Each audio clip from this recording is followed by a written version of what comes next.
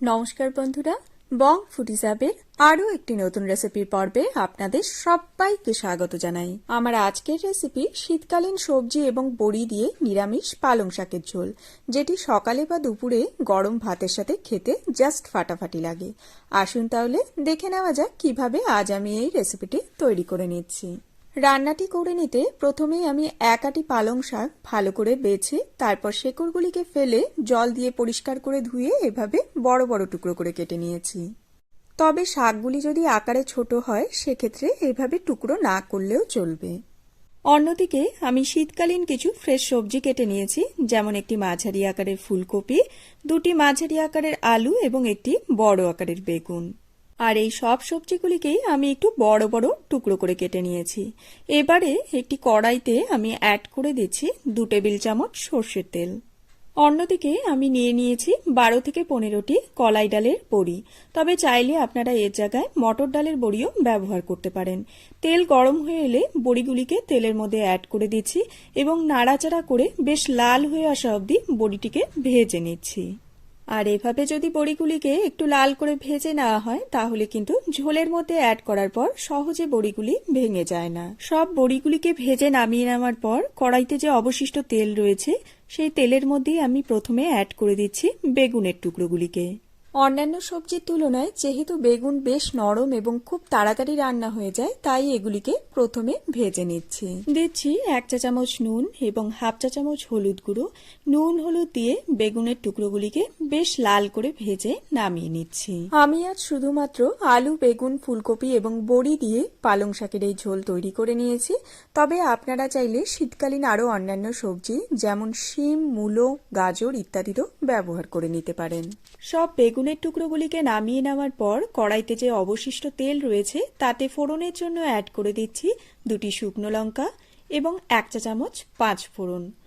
গ্যাসের flame low to মিডিয়ামের মধ্যে রেখে ফোড়নটিকে 20 থেকে 30 সেকেন্ডের মতো নাড়াচাড়া করে খুব ভালো করে ভেজে নিচ্ছি। ফোড়ন থেকে যখন একটা সুন্দর মিষ্টি গন্ধ বেরোতে শুরু করবে তখন এর মধ্যে অ্যাড করে দিচ্ছি ফুলকপি এবং আলুর টুকরোগুলিকে।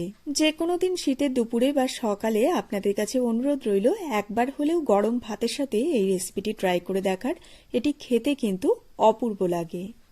দিচ্ছি 1 চা চামচ নুন এবং আলু এবং ফুলকপির টুকরোগুলিকে হালকা লাল হয়ে আসা অবধি নাড়াচাড়া করে ভেজে নিচ্ছি।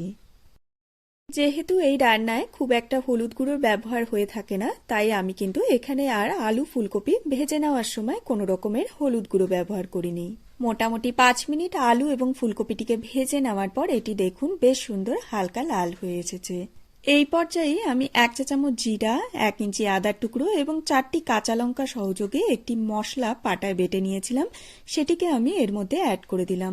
বাটির গায়ে যে মশলা লেগেছিল তার মধ্যে 1 টেবিল চামচ জল অ্যাড করে সেই মশলা ধোয়া জলও এর মধ্যে অ্যাড করে দিলাম। এবারে লো ফ্লেমে আলু ফুলকপির সাথে মশলাটিকে খুব ভালো করে কষিয়ে নিচ্ছি। তবে আপনারা চাইলে জিরে বাটার পরিবর্তে জিরে গুঁড়ো এবং চেরা লঙ্কাও ব্যবহার করে নিতে পারেন। এই রান্নায় কিন্তু খুব বেশি মশলার ব্যবহার হয় না, আর এই রান্নাটি সম্পূর্ণরূপেই আমার মায়ের কাছ থেকে শেখা। মশলাটিকে বেশ ভালো করে ফুলকপি আলুর সাথে কষিয়ে নেওয়ার পর এর মধ্যে অ্যাড করে দিচ্ছি কেটে রাখা পালং শাক। এই রান্নাতে একদম ফ্রেশ পালং শাক ব্যবহার করার চেষ্টা করবেন, এতে করে রান্নার স্বাদ কিন্তু খুবই ভালো হয়। দিচ্ছি 1 চা চামচ নুন, তবে কোনো রকম হলুদের ব্যবহার কিন্তু আমি এখানে করছি না। এই মুহূর্তে কড়াইয়ের মধ্যে আপনাদের শাকটি পরিমাণে অনেকটা দেখে মনে হলেও এটি কিন্তু 3 থেকে 4 মিনিট রান্না করার পরই পরিমাণে অর্ধেক হয়ে যাবে। গ্যাসের ফ্লেম হাইতে রেখে 3 থেকে 4 মিনিটের মতো আমি শাকটিকে সবজির সাথে মিলিয়ে নাড়াচাড়া করে রান্না করে নিচ্ছি। মিনিট 4 সময় ধরে নাড়াচাড়া করে রান্না করে নেওয়ার পর আপনারা নিশ্চয়ই দেখতে পাচ্ছেন শাকটি কিন্তু পরিমাণে অনেকটাই কমে গিয়েছে, সেই সাথে শাক থেকে কিন্তু জলও বেরোতে শুরু করে দিয়েছে। এই পর্যায়ে আমি গ্যাসের ফ্লেম লো টু মিডিয়ামের মধ্যে করে দিচ্ছি এবং ঢাকা দিয়ে 5 মিনিটের জন্য রান্না করে নিচ্ছি। 5 মিনিট পর ঢাকনা খুলে একবার একটু চেক করে নিচ্ছি। যেহেতু পালং শাক সেদ্ধ হতে খুব বেশি কিন্তু সময় লাগে না, দেখুন আপনারা শাকটি কিন্তু পরিমাণে অনেকটাই কমে গিয়েছে, সেই সাথে আলু, ফুলকপি এবং শাক কিন্তু সুন্দরভাবে সেদ্ধ হয়ে গিয়েছে। এই পর্যায়ে আমি এর মধ্যে অ্যাড করে দিচ্ছি আগে থেকে ভেজে রাখা বেগুনের টুকরোগুলিকে। গ্যাসের ফ্লেম মিডিয়ামে রেখে 1 মিনিটের জন্য নাড়াচাড়া করে সবকিছু একসাথে রান্না করে নিচ্ছি। তারপর আমি 2 চা চামচ চালের গুঁড়ো এবং 4 টেবিল চামচ জল অ্যাড করে একটি মিশ্রণ তৈরি করে নিয়েছিলাম, সেটিকে এর মধ্যে অ্যাড করে দিচ্ছি।